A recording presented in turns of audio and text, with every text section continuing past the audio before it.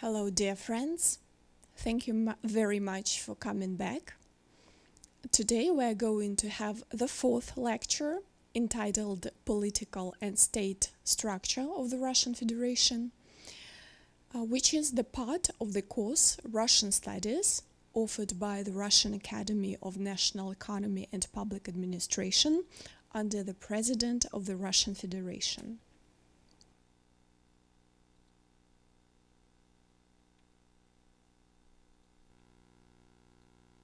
So today we're going to discuss with you three main topics: the Constitution as the fundamental law of the Russian Federation and the fundamentals of the constitutional system of Russia, implementation of the principles of the government of the Russian Federation, and the state structure of Russia. We shall start with some basic information about the government system of Russia, our constitution, and then go why Russian Federation is democratic, foreign, sovereign, social and secular state. So in the social science, the term state structure is used in broad and narrow sense. So the state structure in a broad sense is understood as the entire structure of the state, the organization of power, including the system of government bodies.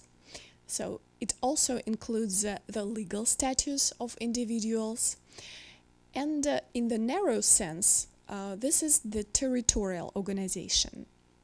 The Russian Federation is quite different, and it differs significantly from all known modern federal states. From the very beginning of its formation, even when it was the Russian Soviet Federative Socialist Republic, it was characterized by the fact that it was, firstly, a constitutional, national territorial, asymmetric, and decentralized federation. But before we go into details, let us remember some of the fundamentals of the government and state systems. So the government system or state authority power always means, on the one hand, the imposition of someone's will, and on the other hand, the submission to this will. Therefore, according to philosopher Max Weber, the state power is defined as the leadership of the society with the help of the state apparatus. Of course, it relies on specific detachments of armed forces and special institutions. State power is a type of political power because the latter is exercised not only by the state, but also by other parts of political system of society. For example, local governments, political parties, social organizations and structures, and civil society. So the state power applies to the entire society. It is not a public political, it is of public and political nature because it is designed to perform some specific public functions. For example, solve some general affairs, streamline the process of satisfying different needs of its population. It also relies on the state cohesion, which is the right to use force when it is necessary, but in order to achieve legal and fair goals. To carry out specific personnel, for example, officials, politicians, and it, for example, establishes the tax system, organizes population on the territorial basis, and is characterized by legitimacy and legality. So, political power and the state power differ. So you can see that political power occurs in a society which is divided into classes and implemented through political institutions such as state, parties, and political entities. The state power is carried out on a state scale, and it extends to the entire territory of its entire population. The constitution is the entire system of law of Russia. It determines the meaning and the content of other laws. The current constitution was adopted 30 years ago on December 12th, 1993. So it's almost 30, not almost, but more than 30 years ago. But this is not the first document of our country of such a level. The years of adoption of constitution reflects the stages of national development and some historical processes. So in the more than 1,000-year history of Russia, our state first received a constitution only in 1918, the constitution of Russian Soviet Federative Socialist Republic of 1918. So this was after the so-called Soviet period of Russian existence was characterized by three other constitutions. So they were adopted in 1925, 1937, 1978. So as I mentioned above, on December 12th, 1993, the current constitution of the Russian Federation was adopted by popular vote. It was a referendum which is in force today, to this day. The constitution of our country is a single political and legal act that emerged with supreme legal force. It has direct action and the supremacy throughout the whole territory of the Russian Federation. On the basis of this law, people approve the principles and the structures of state society. They determine the main subjects of state power. We secure and protect our economic rights, freedom, responsibilities. The constitution takes first place within the country's legal system, meaning that it establishes that the constitution takes precedence over other laws and constitution and other types of legal acts. Its provisions are primary, initial, and fundamental. So all over other legal acts, it is in force in Russia, and all other legal acts which are in force in Russia, they should comply with the constitution. Compared to the constitution of European state, our constitution, the constitution of the Russian Federation, is a relatively laconic, meaning quite short document. It's about 9,500 words long. Structurally, it consists of a preamble, two sections, the constitution itself, and the second section, final and transitional provisions. Section 1 includes 9 chapters and 137 articles. Let us look at some interesting facts about the Russian constitution. So there is not a single word that would be borrowed from foreign languages in Russian constitutional text. It is entirely written using only native Russian words. And the most important copy of this document is kept in Moscow Kremlin and is used for different ceremonies, mainly for presidential inauguration. The principle of constitution of the Russian Federations, which are as follows: the principle of democracy, separation of powers, republican form of government, priority of human rights and freedoms, principles of federalism, rule of law, social welfare state, secular state. We'll discuss those principles in details. Let's start with the doctrine of separation of powers. You know that it began to develop rapidly during the period of decomposition of feudal relationship and development of capitalism in Western Europe.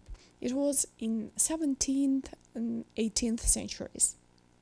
The founder of this idea, the French thinker Montesquieu, believed that each branch of the government has means of control over the other, and this control is mutual.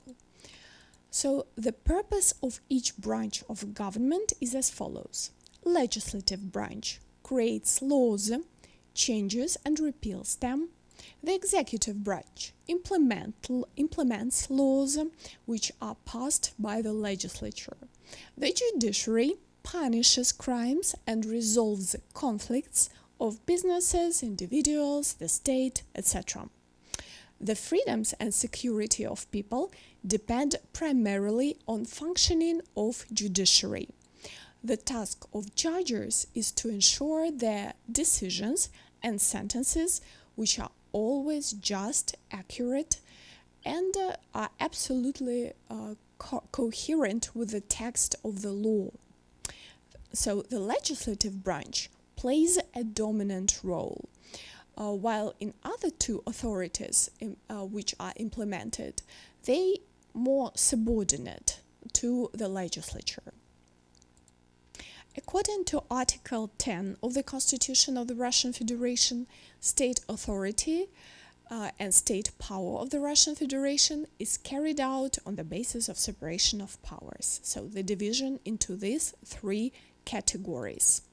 So due to specific territorial structure and the implementation of the principles of federalism, the state power in the Russian Federation is exercised at two levels. It is federal and regional, so the level of constituent entities of the Russian Federation. You can have a pause in this video and look attentively at the structure of federal state power. So you can see that at the federal level, the legislative power is exercised by the Federal Assembly. So it is the Parliament of Russia. It is a representative body. The Federal Assembly consists of two chambers. This is the Federal Council and the State Duma. Functions of the parliament include legislative function, adopting laws, constituent, so the principles of the formation of other supreme authorities. For example, it gives consent to the appointment of the chairman of the government of the Russian Federation, to the prosecutor general, etc. The government approves the budget. It ratifies international treaties and controls and monitors the work of government of the Russian Federation. So at the regional level, the legislative power of the subjects of the Russian Federation is represented by also Republican assemblies, regional dumas, for example. So they may differ in name, but their power are uniform. For the most part, it corresponds to the powers of federal parliament, but at the regional level. For example, the legislative body of the Volgograd region, where we are located, is the Volgograd Regional Duma. The main purpose of executive branch is the execution of laws, their implementation in the process of governing the society. The executive power is also represented by extensive system of government bodies, varying according to the powers they perform. Executive power authorities are based on strict vertical subordination. So higher authorities have the right to give mandatory instruction to lower authorities, and consequently the executive branch is characterized by strict hierarchy. Executive power in the Russian Federation is exercised by the government of the Russian Federation, which is a collegial body of general competence. It consists of a chairman of the government, his deputies, the head of the Russian ministers. So the system of executive authorities also includes specialist government agencies. For example, sectorial executive authorities, such as federal ministers and agencies. The executive authorities of constituent entities of the Russian Federation are governments, republics, of federal cities, some regions, and regional administrations. Also, the system of executive authorities of a subject of the Russian Federation includes the highest official of the subject, for example, the head of the Republic of Tatarstan, and the for example, the governor of the Volgograd region, if we speak about Volgograd. So some government agencies are also included in this specifics, and special competence agencies. For example, the Agency of Industry of Volgograd region, some different ministries, committees, departments, etc. So all these represent the executive bodies of constituent entities of the Russian Federation. The judicial branch of government is represented by a system of federal courts and courts as well of constituent entities of the Russian Federation. Again, these two levels which we discussed with you. So the federal court system includes the Constitutional Court. The Constitutional Court is the highest court which resolves cases on the compliance of the Constitution of the Russian Federation with regulations of the federal and of different subjects of the Russian Federation. The Constitutional Court also resolves disputes between government bodies at various levels and interprets the Constitution of the Russian Federation. There is also a Supreme Court of the Russian Federation, which is the highest court that presides over the courts of general jurisdiction or regular courts. For example, which hear regular, criminal, administrative, civil cases. It also presides over commercial courts. In Russia, we call them arbitrage courts, which carry out trials in cases of economic disputes, military, and specialized courts. Cassation courts of general jurisdictions, courts of appeal of general jurisdictions, Supreme Court of republics, regional courts, courts of federal cities, autonomous regions, district courts, military courts. You can see the whole structure of courts of the Russian Federation. The courts of the constituent entities of the Russian Federation also include magistrates' courts, which are courts of general jurisdiction, and they work in constituent entities of the Russian Federation. So it is the lower level. The judges are independent. They are subject only to Constitution of the Russian Federation and the federal law. At the same time, they are irreplaceable and inviolable. Cases are heard in open format. There is a special place in the system of government bodies which is attributed to the President of the Russian Federation, who, according to new constitution, is the head of the state, the guarantor of the Constitution of the Russian Federation. The rights and freedoms of men and citizens are also guaranteed by the President. In accordance with the established procedure, he or she takes measures to protect sovereignty of Russia, its independence and territorial integrity. He ensures coordinated functioning and interactions of government bodies, determines the main directions of state and domestic international policy, represents Russia within the country and international relations. Not formally belonging to any branch of the government, the President acts as coordinator in the most important link in the system of checks and balances. The Prosecutor's Office of the Russian Federation, the Investigative Committee, the Accounts Chamber, the Central Election Commission, the Commissioner for Human Rights, and a number of other government bodies and agencies performs a very important function in the process of working of the government system and system of separation of powers, but they remain outside the scope of the balance of government.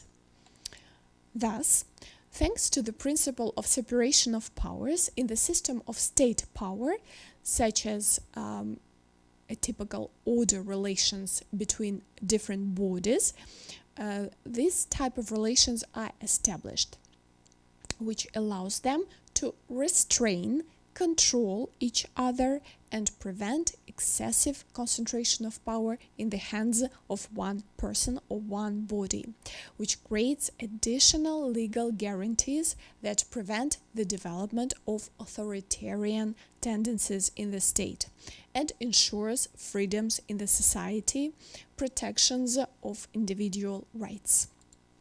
So we go back to fundamentals of the constitutional system.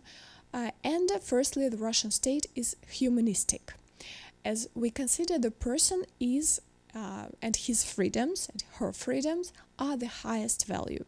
Secondly, the duty of the state is to recognize and respect persons' rights and freedoms. So the Russian state has some specific fundamental features, which include democracy, federalism, rule of law, republican form of government, which we discussed previously, and the fact that it is a social and secular state. The fundamentals of the Constitution also proclaim the public authority structure, which we discussed with you just a few minutes ago. It is recognized that the people of the Russian Federation is sovereign and the only source of power. There is the separation of responsibilities between federal and regional government bodies, the recognition and guarantee of local self-government, and independent level of public authority. Social and economic, as well as political integrity of the Russian Federation includes unity of economic space, single currency, ruble, freedoms of economic activity, and support for competition, ideological diversity. Let's look at the federalism. Federalism in Russia is, first of all, a state organization type. Russian Federation ensures the sovereignty of nation living on the territory of Russia. And Russia consists of republics, you remember, territories, regions, cities of federal significance, autonomous regions, autonomous districts, which are all equal subjects of the Russian Federation.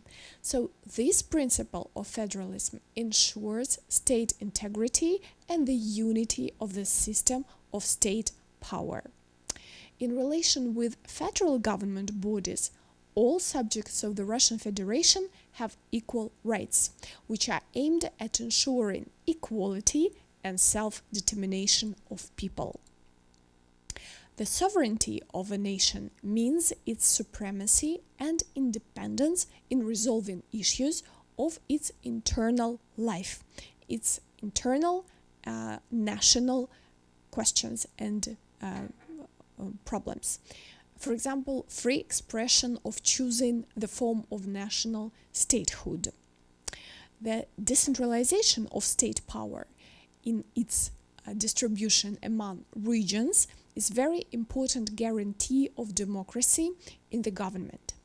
In such conditions, the center is deprived of monopoly on the power and cannot use it arbitrarily. It is controlled again by the system of checks and balances. The integrity of the Russian Federation is presented in various aspects. So first is territory. We have a single territory and economically. So there is a single currency, as you remember it is Russian ruble. And thirdly, socially. So the entire population of the Russian Federation has the same standards of living in Russia. So that's why we say that it is has three dimensions. The Constitution of the Russian Federation of 1993 established a republican form of government of Russia. In practice, it is a mixed presidential and parliamentary republic with strong presidential power.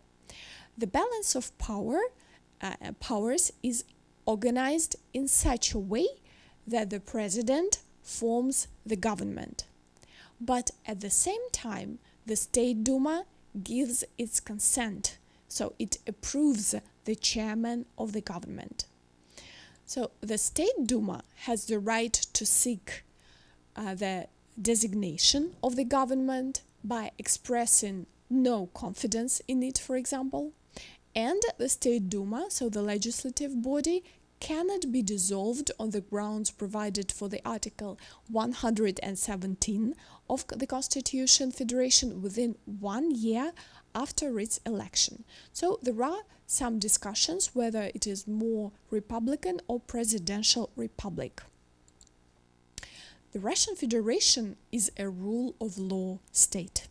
The essence of the idea of rule of law is a consistent democracy, assertion of sovereignty of the people as a source of power, and subordination of the state to society. So the Russian Federation is also a social state. Its policy is aimed at creating conditions that ensure decent life and freedoms, labor, health for people, support for disabled people, for the elderly, minimum wages established, and is guaranteed by social welfare system. State support is provided for family and children. A system of funds is established by the state and non-governmental entities, and it has the purpose to accumulate funds with their subsequent direction for social support of Russian citizens. They include Social Insurance Fund, Unemployment Fund, Pension Fund, and the Statutory Social Insurance Fund. The Russian Federation is a secular state. It does not interfere with the citizen's determination of his attitude to religion, and it ensures the secular nature of education in the state and municipal educational institutions.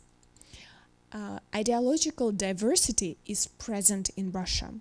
Ideological diversity is the presence of various ideological movements, concepts, ideas, rights of individual, of social groups, political parties, associations, and it is publicly defended that one person may have their ideological views, and but not a single ideology can be considered prevalent.